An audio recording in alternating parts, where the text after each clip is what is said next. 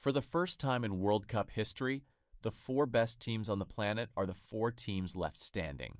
No underdogs, no surprises, just France, Spain, England, and Argentina. And getting here took two extra-time thrillers. One bizarre moment fans are already calling the Cable of God, and a comeback that almost didn't happen. Jude Bellingham scored twice in extra time to get England past Norway.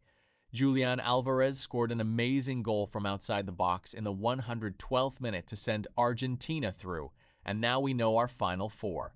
It's officially set: France, Spain, England, and Argentina. And the way we got here was anything but boring. Let's break it all down. Let's start with England, because that game against Norway was a roller coaster from start to finish. Norway scored first, a lucky goal from Andreas Schjelderup, and for a while it looked like Erling Haaland might carry Norway all the way to their first ever semi-final. But Jude Bellingham had other ideas. Right before halftime, he dribbled past several Norwegian defenders and scored a goal that instantly became one of the best of the whole tournament. Then, early in extra time, Bellingham scored again, tapping in the ball after a shot from Morgan Rogers. That made it 2-1, and England were through. This is only the fourth time in their history that England have reached a World Cup semi-final. Even after the win, the manager Thomas Tuchel wasn't happy. He called the win lucky and said his players had been sloppy. And that wasn't even the strangest part of the day. During the match, something odd happened that fans are already calling the Cable of God, a nod to Maradona's famous Hand of God goal against England 40 years ago. Whatever you think really happened on that play, people are already talking about it all over social media. And honestly, that's just this World Cup in a nutshell. Between red cards being overturned, late VAR decisions, and now this, 2026 has given fans more to argue about than maybe any World Cup ever. Then came Argentina against Switzerland, and this game had just as much drama, maybe even more. Alexis McAllister put Argentina ahead early in the 10th minute, but Switzerland tied it up in the 67th minute through Dan Yendoye, and the game went to extra time. That's when Julián Álvarez scored an incredible goal from outside the box in the 112th minute. Then Lautaro Martinez added another goal near the very end to make it 3-1. Argentina are now through to their sixth straight World Cup semi-final, and they did it while playing part of the game with only 10 men, which makes the win even more impressive. Of course, you can't talk about Argentina right now without talking about Messi. He set the World Cup record for assists earlier in this tournament. He's 38 years old, and this is almost certainly his last World Cup, and he's still finding ways to make history.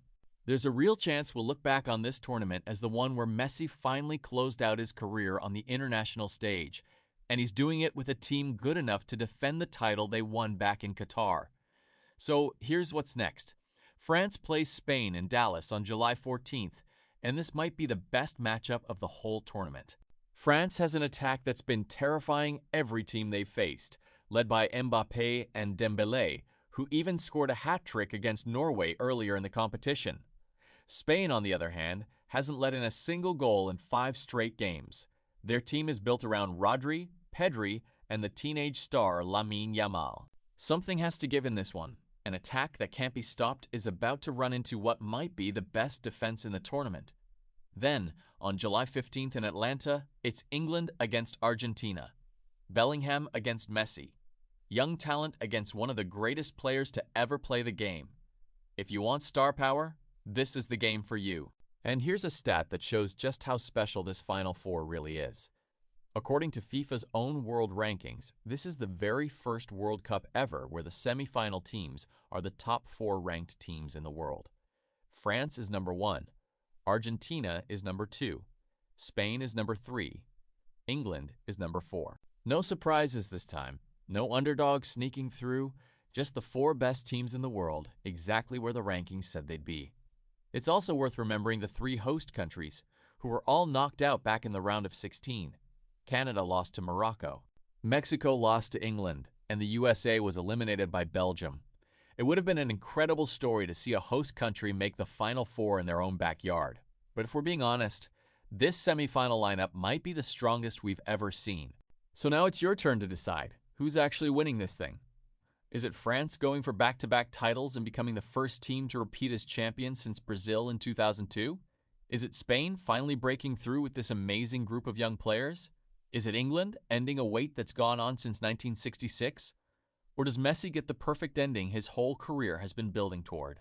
Let me know your pick in the comments, and make sure you're subscribed because the semifinals start in just a couple of days, and I'll be breaking down every second of it as it happens.